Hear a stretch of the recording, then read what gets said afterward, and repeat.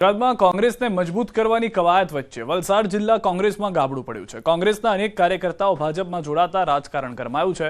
વલસાડ શહેર યુથ કોંગ્રેસના પ્રમુખ સહિતના નેતાઓએ કોંગ્રેસ સાથે છેડો ફાડ્યો। ભાજપ કાર્યાલય પર વિધિવત રીતે ભાજપમાં જોડાયા। જિલ્લા ભાજપ પ્રમુખ હેમંત કંસારા, ડાંગ સાંસદ ધવલ પટેલ અને ધારાસભ્ય ભરત પટેલની હાજરીમાં કોંગી કાર્યકર્તાઓ ભાજપમાં જોડાતા જિલ્લાના રાજકારણમાં ગરમાવો આવ્યો।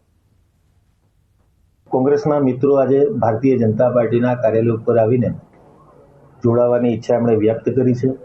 કે કોંગ્રેસના યુથ કાર્યકર્તાઓ જે છે જે જિલ્લા લેવલથી લઈને મંડળ સુધીના કોંગ્રેસના અલગ અલગ હોદ્દેદારો જે છે ભારતીય જનતા પાર્ટીની અંદર એ લોકો જોડાવા જઈ રહ્યા છે।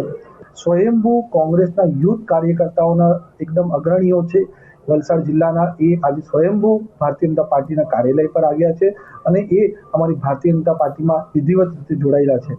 જે અમને વાત એમણે કરી છે કે જે ભારતમાં હાલમાં પરિસ્થિતિ છે જેમાં ભારતીય જનતા પાર્ટી રાષ્ટ્રને પ્રથમ રાખે છે, રાષ્ટ્રીય સુરક્ષા હોય કે રાષ્ટ્રના વિકાસના માટે હંમેશા કટિબદ્ધ રહી છે। અને બીજી બાજુ કોંગ્રેસ જે ભારત દેશના વિરુદ્ધ રાજનીતિ કરે છે એનાથી પણ એકદમ એ કંટાળી ગયા છે।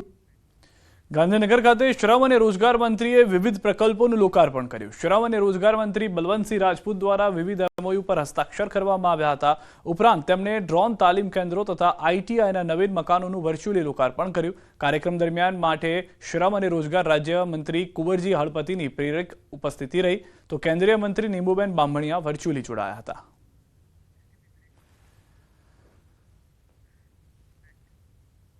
ભારતને મળશે 26 રાફેલ મરીન એરક્રાફ્ટ। પાકિસ્તાન સાથેના તણાવ વચ્ચે મોટી ડીલ, ફ્રાન્સ સાથે 63,000 કરોડની ડીલ પર હસ્તાક્ષર।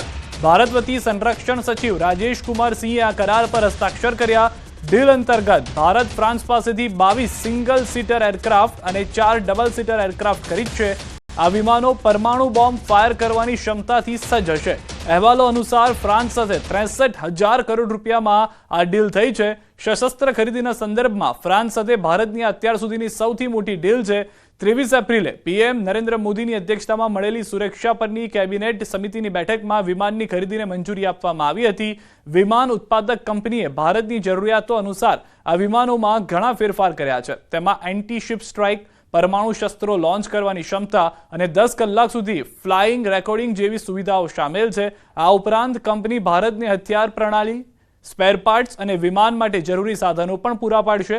અહેવાલો અનુસાર આ વિમાનોની ડિલિવરી 2028-29માં શરૂ થશે અને બધા વિમાન 2031-32 સુધીમાં ભારત પહોંચી જશે।